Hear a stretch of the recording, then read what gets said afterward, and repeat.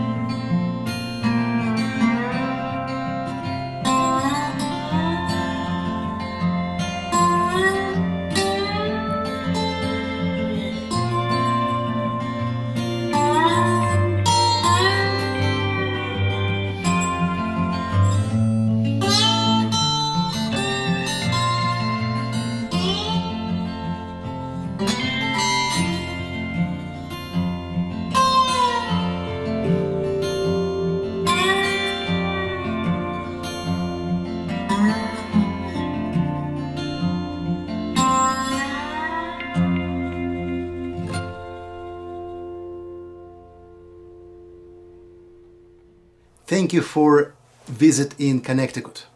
As you can see, we spray not just the water, different pigments. We always change the texture of our painting. Because of that, your subconscious starting to see the leaves inside, they're just the green spots. We try to organize our composition using green colors.